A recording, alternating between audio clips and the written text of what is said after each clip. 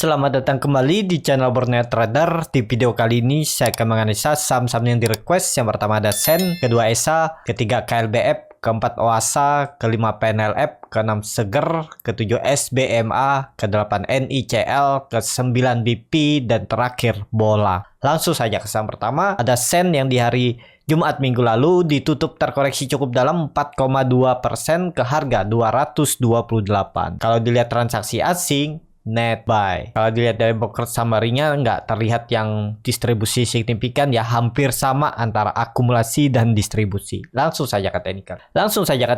Secara teknikal Sen kemana arahnya? Arahnya potensi akan uji support, tapi menurut saya kemungkinan besar 220 atau mentok-mentok 210 itu dipertahankan dan Sen kembali rebound ya. Kalau saya lihat Sen ini potensi reversal, pembalikan arah dari downtrend ke uptrend, karena ini dia udah breakout dari pola symmetrical triangle atau bullish pennant atau pattern flag bisa juga ya. Ini dan ya dia breakout 220 harusnya nih rally ya. Untuk Sen cuman ya mungkin ada koreksi 1-2 hari atau 3 hari. Yang penting bertahan di atas 210 ini ya. Atau Bapak Ibu kasih toleransi sampai 200 bisa juga ya. Dan targetnya kemana? Target kan Sen ini minim-minim ke 250 sampai 280 bahkan 300 ya. Tapi disclaimer on, Sen juga sudah saya rekomendasikan 3-4 hari yang lalu, minggu lalu itu belinya di 200 sampai 204 ya. Saya bilang antri waktu itu dan akhirnya dia rebound. Jadi seperti itu. Untuk Sen potensi arah sepertinya akan uptrend, cuman mungkin akan membuat swing low atau koreksi 1-2 hari. Langsung saja ke saham kedua, ada ESA yang di hari Jumat kemarin ditutup menguat 2,68%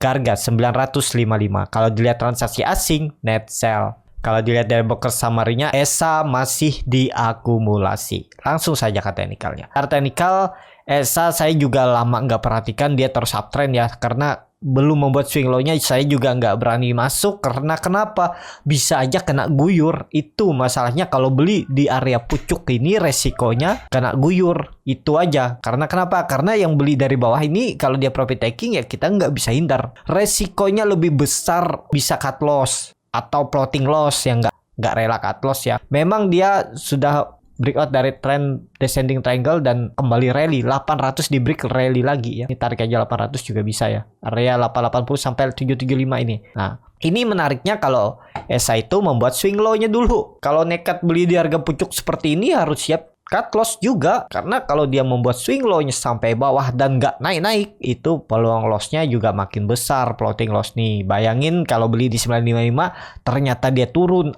retest neckline-nya 800, Bapak Ibu ruginya itu sekitar 16-17%. Iya kalau langsung naik. Kalau dia konsolidasi di bawah, makin lama nunggunya kan nyangkut lagi, bertambah lagi saham-saham yang floating loss, yang rugi. Jadi ya di akun trading Bapak Ibu ya kebanyakan ngoleksi saham merah kalau kejar harga ya. Market itu selalu memberi kesempatan. Kalau seperti ini nggak dikasih kesempatan, dia koreksi sebentar naik, ya Bapak Ibu harus disiplin ketat, nekat beli. Yang penting kalau dia nggak sesuai skenario, cut loss. Kalau Bapak Ibu kasih toleransi terus dia turun, ya bisa sampai 15%. Itu untuk ESA ini memang di uptrend dan all time high ya. Ya ini sudah cukup signifikan naiknya, udah hampir 100%. Jadi ya menurut saya udah sangat tinggi. Tinggal meledaknya aja nih dia distribusi. Kemungkinan besar loh ya. Tapi kalau Bapak Ibu yang trading cepat, punya trading plan, kalau beli yang penting disiplin, ya bisa juga nekat aja.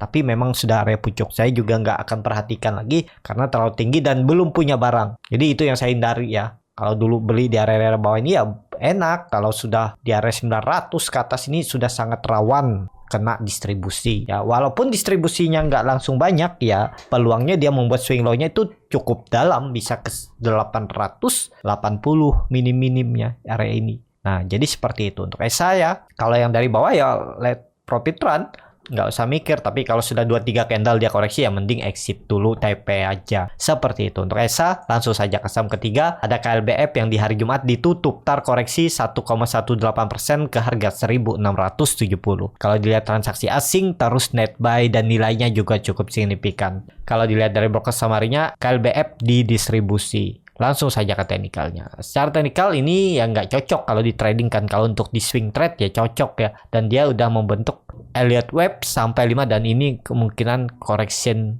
wave ya. ABC.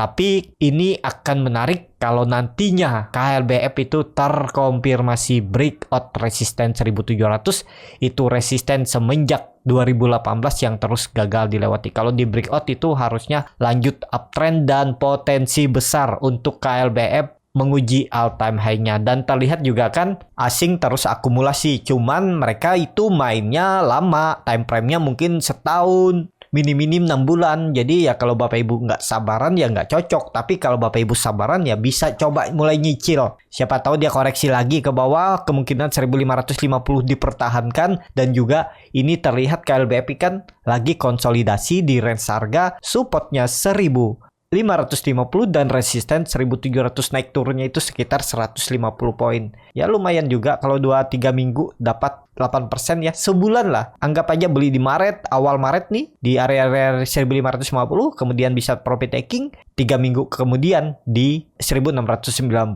kan lumayan 7% ya. Yang penting sabar, dan area sekarang harusnya nggak ideal. Tunggu aja dia koreksi atau tunggu confirm breakout 1700. EMA CD-nya juga sangat tajam mengarah ke atas, mau bentuk golden cross, bar chart di atasnya juga makin meningkat, volume juga meningkat ya. Harusnya KLBF ini masih akan ke atas, cuman pergerakannya itu lambat. Ini saham-saham defensif, kalau tertarik ya boleh untuk masuk di KLBF ya. Kalau untuk disimpan time frame panjang 1-2 tahun ya harga sekarang juga masih ideal, karena potensinya untuk KLBF ini ya tren jangka menengahnya sepertinya akan dikerek breakout 1700 oleh market makernya ya. Kalau dilihat dari teknikal seperti ini peluangnya ya tahun ini dia breakout 1800 sampai bahkan bisa jadi all time high di 2000.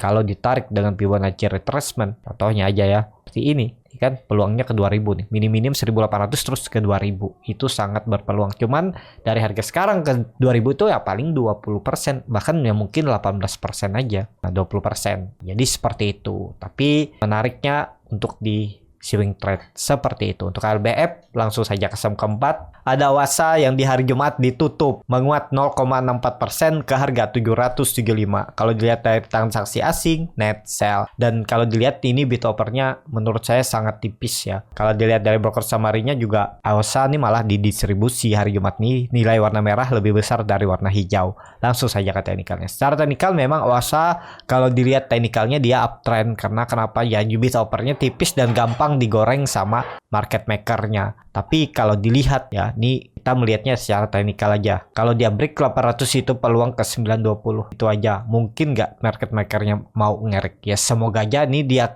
coba breakout tapi gagal dan turun lagi ya. Tapi ini volume makin meningkat. Sepertinya ya potensi minggu ini bisa aja breakout tuh.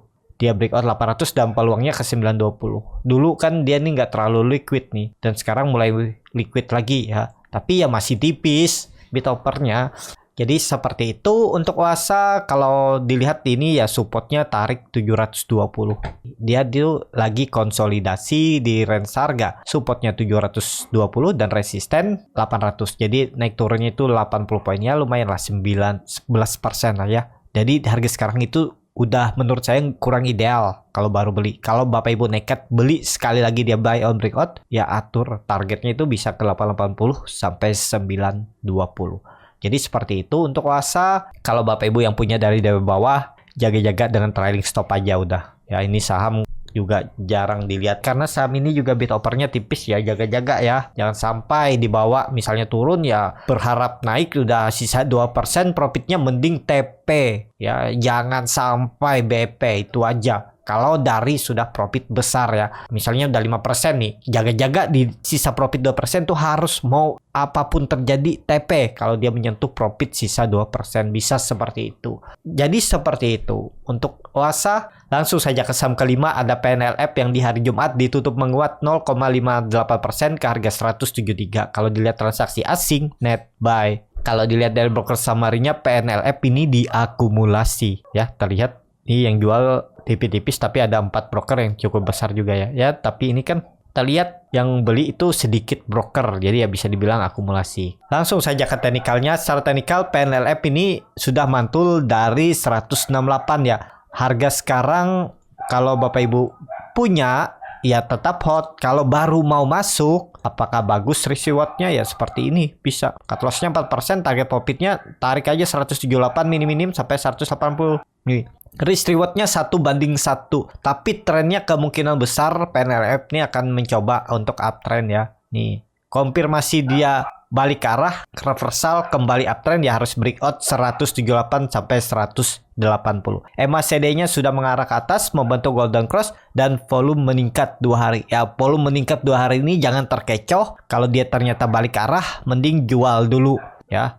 Pokoknya kalau dia kembali jebol 168, jual lagi. Jadi seperti itu. Untuk PNLF, langsung saja ke saham ke-6 ada Seger yang di hari Jumat ditutup ARB ke harga 2180. Kalau dilihat transaksi asing, net sell. Kalau dilihat dari broker summary-nya terlihat Seger di distribusi. Tapi ini bid offer-nya juga sangat tipis ya. Mending hindari lah kalau yang mau beli saham Seger, apalagi yang pemula. Lebih baik ke LQ45 yang bid offer-nya tebal, ataupun second liner yang lebih liquid ya. Hindari kalau beli saham yang bid offer-nya ya di bawah 1000 seperti ini.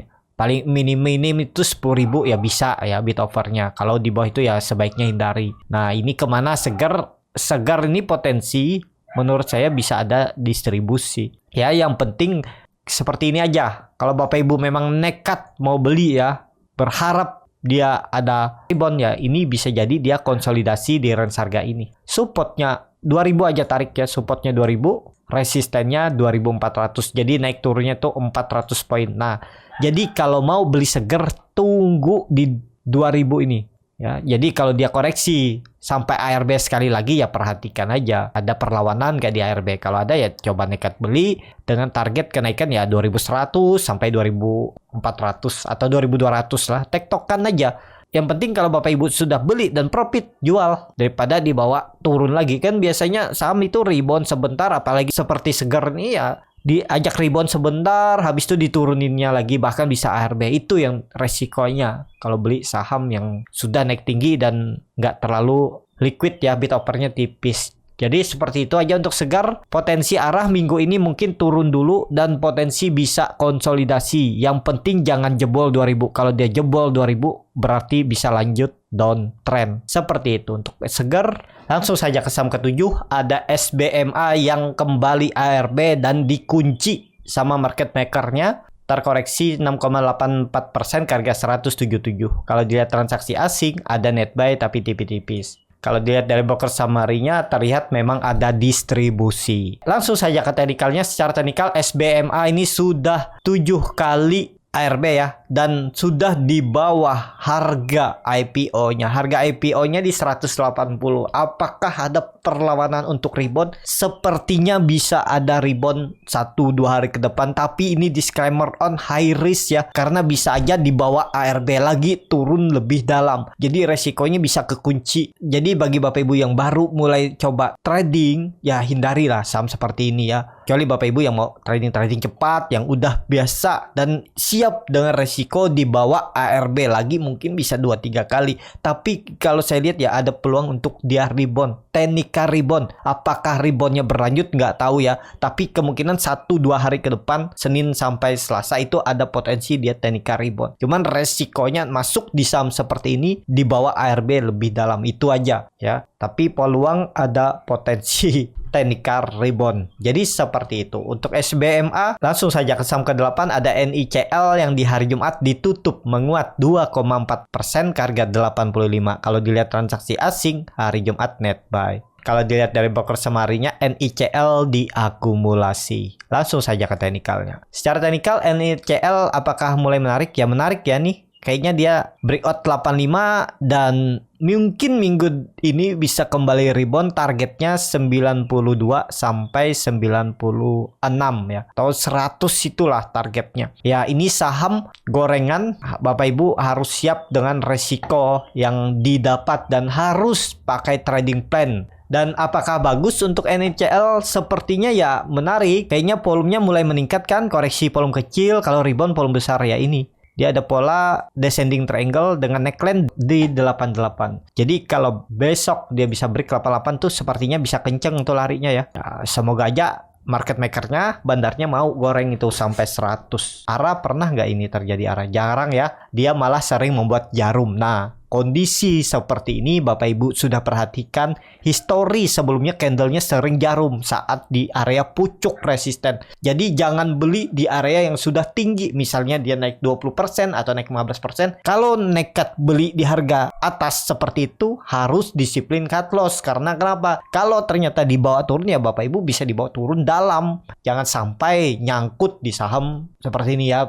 Ya mending cut loss, mending nyangkut di big bank, big cap daripada di saham seperti ini. Jadi seperti itu ya. Karena kenapa? Karena saham seperti ini akan bangun ya kalau ada yang goreng. Kalau nggak ada yang goreng ya dia nggak gerak-gerak. Itu masalahnya. Kecuali fundamentalnya membaik. Seperti CPRO ya mungkin bisa naik. Cuman kalau fundamentalnya juga kurang bagus ya itu mainan bandar aja. Bandar pengen goreng-goreng. Kalau nggak. Teknikal seperti ini gambarannya juga ya bisa digambar mereka kalau saham-saham yang lapis 3 ya. Jadi seperti itu. Tapi ini volume meningkat, kemungkinan juga bandarnya masih di dalam.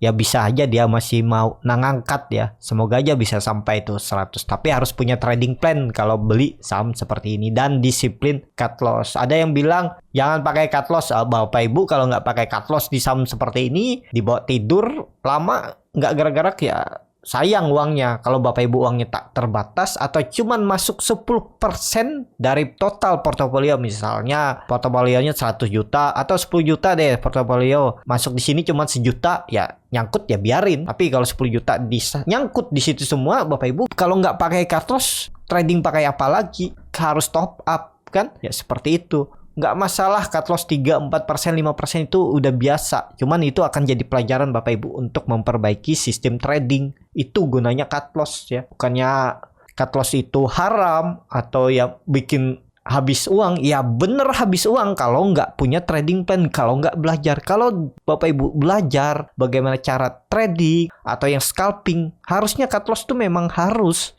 3-4% itu biasa cut loss ya. Jadi seperti itu ya. Untuk NICL sepertinya masih bisa digoreng, cuman ya harus punya trading plan dan ya main cepet aja lah kalau NICL. Langsung saja ke saham ke-9, ada BP yang di hari Jumat ditutup akhirnya ARB lagi ya ke harga 84. Kalau dilihat transaksi asing hari Jumat net sell. Kalau dilihat dari broker summary-nya memang ada akumulasi, tapi sepertinya ini crossing aja ya. Ini kan jarang yang dipakai retail, CP, TS, AN. Yang nampung broker II dan R. Nah, ini kan yang bisa dibilang yang punya barang nih kemungkinan besar TS dan AN atau CP ya. Habis itu yang tampung si II, REQ ya mungkin nih barang crossing aja, mancing-mancing retail. Mereka kan punya target tuh, retail sudah masuk berapa, mereka udah begitu. Jadi kalau yang niatnya disimpan 2-3 hari, ya jangan saham seperti ini. Mending 1 hari selesai, beres, jual. Karena kenapa ya seperti hari ini, nggak ada tahu kan dibawa bisa ARB. Ini dia digoreng dari 50 dan ini saham repo. Saya sudah bilang di grup scalping saya, hindari aja kecuali Bapak Ibu yang main cepat. Jangan sampai diinepin.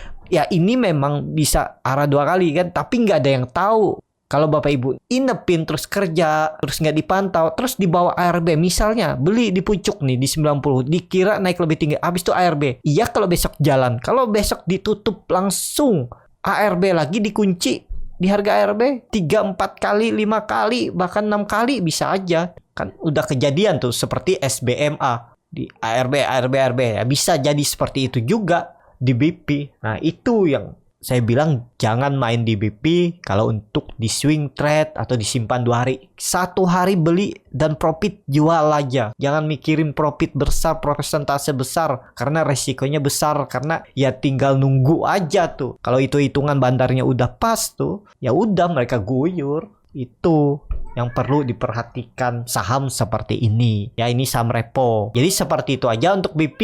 Ya semoga aja nggak dikunci besok. Kalaupun ada rebound ya, kalau Bapak Ibu yang masih punya dan bisa profit ya coba jaga-jaga profitnya, realisasikan aja. Tapi ya kalau Bapak Ibu mau merasakan pengalamannya, berharap profit besar ya coba juga. Karena di dalam trading itu kan pengalaman itu nomor 1 selain teknik. Jadi seperti itu. Ya, untuk BP langsung saja ke saham terakhir ada bola yang di hari Jumat ditutup terkoreksi 1,28% ke harga 462. Kalau dilihat transaksi asing malah net sell, tapi kalau diakumulasi seminggu itu net buy. Kalau dilihat dari broker summary-nya, bola ada sedikit distribusi. Langsung saja ke teknikal ya. Secara teknikal bola ya ini sebenarnya candle-nya kurang bagus ya. Hammer terbalik dan sebelumnya doji ya bisa turun. Jadi gimana untuk bola ya wait and see aja dulu lah. Kalau Bapak Ibu nekat ya atur bagaimana strateginya. Kalau saya tunggu dia di 440 aja. 440, 430 itu bisa ada pantulan kecuali besok dia langsung rebound. Beda cerita. Kalau dia besok bisa breakout di 480 ya mungkin bisa lanjut naik. Area resisten psikologisnya itu perubahan fraksi harga 500. Kalau dia tutup di atas 500 ya berpeluang untuk dia kembali uptrend. Ya, ini lihat juga dia di dalam bisa dibilang minornya uptrend tipis. Jadi seperti itu. Untuk bola ya lihat aja lah ya. Besok lihat pergerakannya, kalau dia turun ya targetnya itu 440 bisa sampai 430. Seperti itu. Untuk bola cukup sampai di sini video kali ini. Terima kasih untuk Bapak Ibu dan teman-teman yang sudah menonton video ini sampai selesai. Apabila channel Borneo Trader ini bermanfaat dan bisa menjadi bahan pertimbangan Bapak Ibu dalam membeli, menyimpan dan menjual sahamnya, bisa klik tombol subscribe dan nyalakan lonceng notifikasi. Ada kritik, saran ataupun pertanyaan, bisa langsung tinggalkan di kolom komentar. Bagi Bapak Ibu dan teman-teman yang baru belajar trading, masih bingung memilih saham, bingung membuat trading plan, bisa join trading bersama Borneo Trader. Nanti dipilihkan saham-sahamnya dan dibuatkan trading plan-nya beserta chartnya dan juga free konsultasi portofolio. Kalau tertarik, DM Instagram Borneo Trader, R-nya 2 di belakang. Sampai ketemu, tetap semangat dan semoga minggu ini bisa cuan.